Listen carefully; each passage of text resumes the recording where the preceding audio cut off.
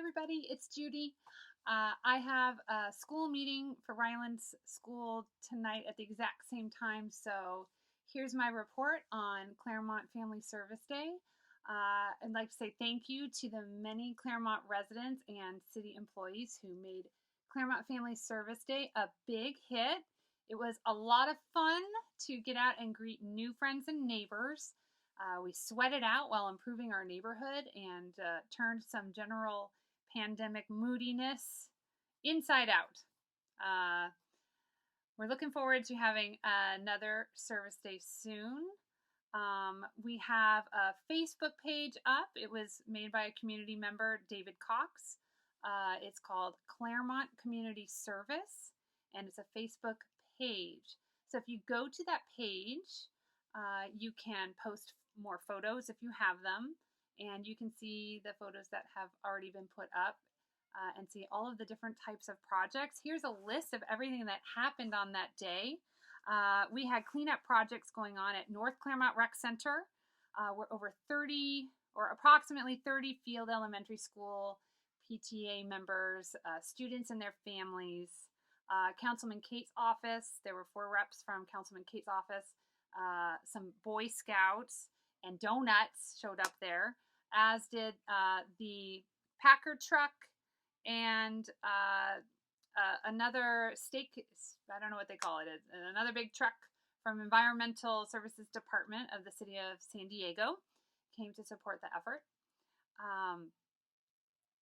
They did a general cleanup at North Clairemont Rec Center.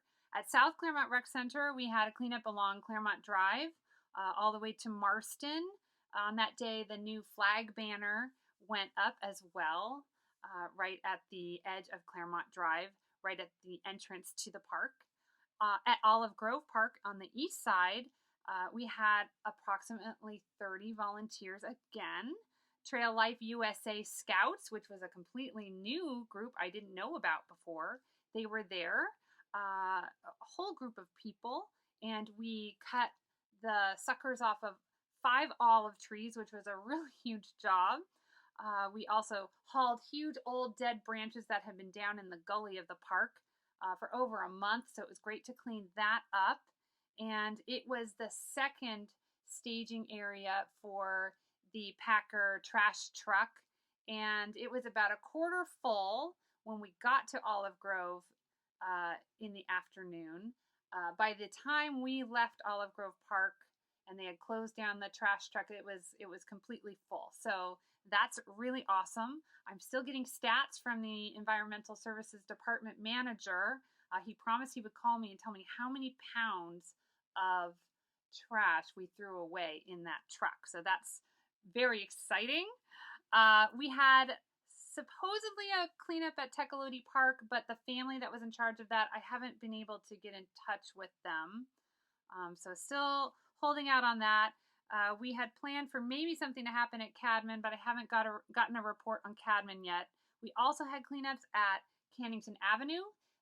Some neighbors and some Cub Scouts were cleaning up the sidewalk again. That was a really successful project. It looks really great over there.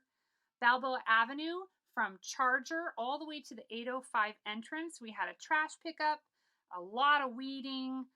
It still looks like there's a bunch of weeds, but it's much improved. Cleaned the bus stop benches. And that was on the mosque side. And then on the other side, we had graffiti cleanup and weed abatement. All of the grasses on the north side of Balboa were cleaned up all the way to the corner at Charger. So that was a really great project as well. Then, of course, we had our council member Campbell and her office down on Balboa at Moraga and Balboa at Morena. That is where Eden was and her husband and lots of other CTC members. There was a cleanup on Ute Street. I got to give a shout out to the Sofers. Let's see, we had Claremont Mesa Boulevard at Doliva. That wasn't on my list, but I went past there on Sunday, and the whole corner was where the gas station is that always looks so bedraggled was all cleaned up.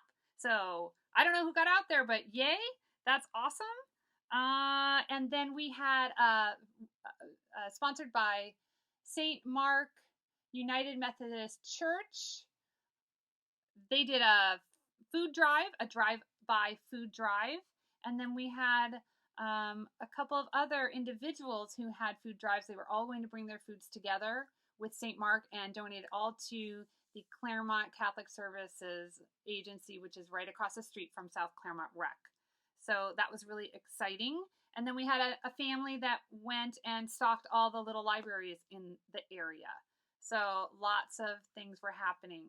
Uh, what is most important to me is that we are gaining momentum.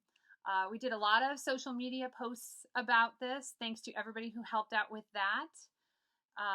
Instagram, Facebook, and then Nextdoor. And the thing that was really great about Nextdoor is sometimes there's people like to do a little complaining on Nextdoor. I started getting the very next day messages. You can private message people on Nextdoor. I started getting messages from people saying, "Gosh, when is the next cleanup going to be?" And it wasn't just that they wanted to know when they could dump their rubbish at the trash truck and how come I didn't know about it, which there was a fair share of that. But people said, "Can I be on the committee? How can I know about the cleanup ahead of time?" There is momentum here, and we need to build on that.